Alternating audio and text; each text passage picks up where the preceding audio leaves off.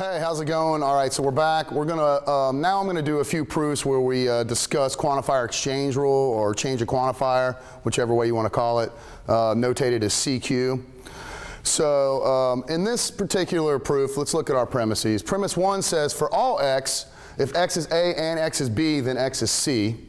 Premise 2 says it's not the case that for all x, if x is A, then x is C. And my conclusion says that it's not the case for all x that x is B. So let's talk strategy for a second.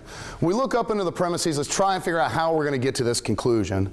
Now, this particular problem is not so intuitive as many other ones, but if you become familiar with our rules of replacement at this point in time, you might notice a few moves you can make once we instantiate. Remember, we're going to have to remove this quantifier before we can do much with it. So once I remove this quantifier, we can see that I'll have if x is A and x is B, then x is C. If you remember our rule exportation, what we can do with that is we can turn this into a conditional.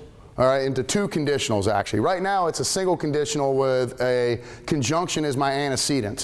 What I can do though with exportation is I can just turn it into basically a conditional that has a conditional as its consequent, okay? Once we do that, then we'll be able to do a modus tollens. So I know you probably don't see it yet, but the move to do is to do UI and do commutativity.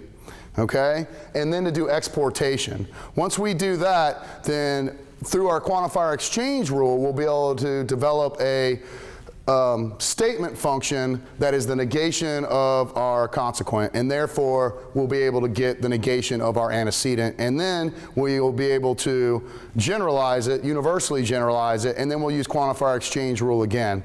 So I'm sure that all this is very cloudy, so let's just get to work on the problem itself. So at line 3, what we'll do first is we'll do quantifier exchange on line 2. Because at the moment on line 2, I can't instantiate. And since I know I'm going to need to instantiate in order to use my rules of implication, the first thing I need to do is to change my quantifier. So remember, what this says is it's not the case that for all x, if x is A, then x is C.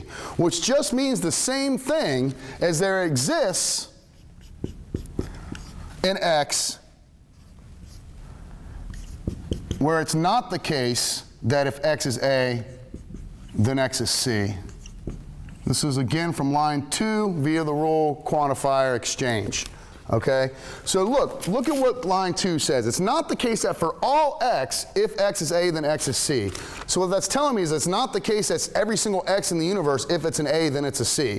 What does that actually mean? It means that there exists, right, at least one x where it's the case that that x is an A, or where it's the case that where it's not the case that that x is an A, then that x is a C. Okay, so 2 and 3 say the very same thing. That's how our quantifier exchange rule works. So now that I've done quantifier exchange to line 2, I can now use my rules of instantiation. So again, as I've talked about in previous videos, since we know we need a UI1 and EI3, we're going to do the EI first, because remember our restriction on EI. Whenever I EI, whatever constant I bring into the equation, it's got to be brand new. It cannot be in any previous line nor in the conclusion. So since I know I've got a UI and EI, I'm going to EI first to make sure that I've got a new constant. So on line 4, we will EI line 3. And we'll change the variable to a constant of our choice. In this instance, I'll use the letter R.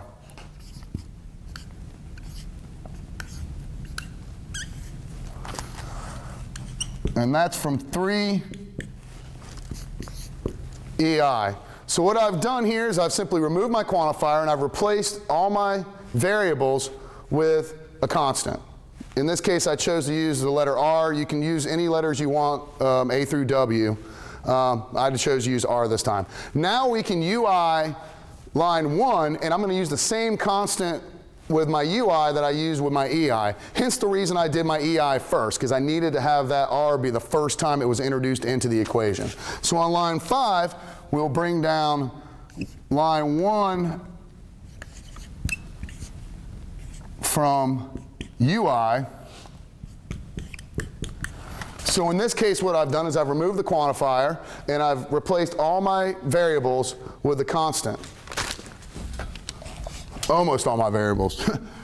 There we go. Had I left that X there, that would be an invalid move. You're not allowed to do that. So I've removed this, and I've got now I've got replaced all my variables with my constant letter R via one UI. Now that I've done this, I can start using some of my rules of implication. And my rules of replacement, of course, are going to be handy as well. So remember what I said at first. I said if I could get this by itself, which I've now done, that I could use the rule commutativity and then the rule exportation to turn this into a conditional that has a conditional as its consequent. The reason I wanted to do this is because if you look at line 4, you'll see that I have a negated conditional here. So let's see how this goes. If on line 6, I use my rule of commutativity to flip these two around,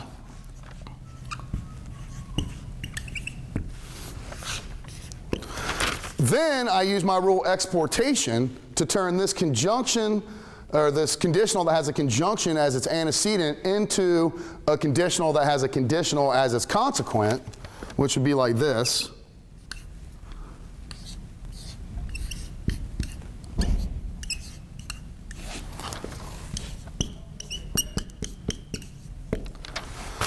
Now I can start performing rules of implication to ultimately get to my conclusion. So on line 6 it says, if R is B and R is A, then R is C. This is equivalent to the claim that if R is B, then R is A implies R is C. All right, that's my rule exportation. By now, hopefully you're familiar with it. Notice that in predicate logic, our rules all work the same. We just have more stuff going on, and we have the 2 instantiation rules, the 2 generalization rules, and now our quantifier exchange rule. So if you look around, you'll see 7 says, if R is B, then R is A implies R is C. And line 4 says it's not the case that R and A implies R is C. So if it's not the case that R and A implies R is C, then it can't be the case that R is B. So we can write not the case that R is B, and that's coming from 4 and 7 modus tollens. Again, line 7 says, if R is B, then R is A implies R is C. And line 4 says it's not the case that R implies A implies R and C. Okay? So if we have this, then we have this. But we don't have this, right? Line 4 tells me I do not have this consequent. Therefore, I cannot have this antecedent. All right, so from lines 4, 7, modus tollens, I get not the case that R is B. Now I'm almost home at this point. I'm going to ultimately need to get to this statement right here. It's not the case that for all x, x is b. But in order to get there, it's going to take me 2 steps. Because the first thing I want to do is I want to add a quantifier to this, and it's going to be an existential quantifier. Because I'm not allowed to UG this. Remember, UG can only go from, I can only UG a variable. Since this is a constant, I've got to use EG. So we'll do this. That'll be from line 8, EG. So what I've done here is I've added a quantifier, and I've changed my constant to a variable that matches my variable and my quantifier, okay, from rule EG. Now that I've done that, look, my conclusion says it's not the case that for all x, x is b. 9 says there exists an x such that x is not b. They are saying the same thing, because this is just telling me that it's not the case that for every single x in the universe, x is b. What does that mean? That there's at least one x that's not b. That's what this says. There's at least one x that's not b. So we can use quantifier exchange rule again to flip it around. So it's not the case that for all x, x is b. The 9 CQ, or quantifier exchange. And you can see that line 10 matches what my conclusion is, and so I've solved the proof. Again, take note that I want to EI before I UI here, okay?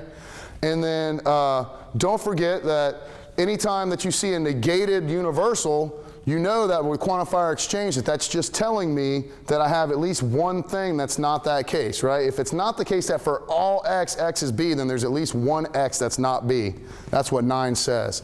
That let me know, once I saw that, I knew that after that I was going to have to EG, and then after I EG'd, I could quantifier exchange to get to that conclusion. All right, I hope that things are starting to come together here. I hope that you're understanding what you're seeing. CQ is really handy, particularly when you see that you've got negated quantifiers and there's nothing you can do with them. Therefore, once you see Q, you can start instantiating things, and then you can get your regular rules of implication into play, throw in whatever rules of replacement you need. I know strategy is difficult. Sometimes it's hard to see how to get to something, but if all else fails, just keep doing things you're allowed to do until you start to see how you might be able to get to the conclusion. Okay, hope this helps. Have a good day.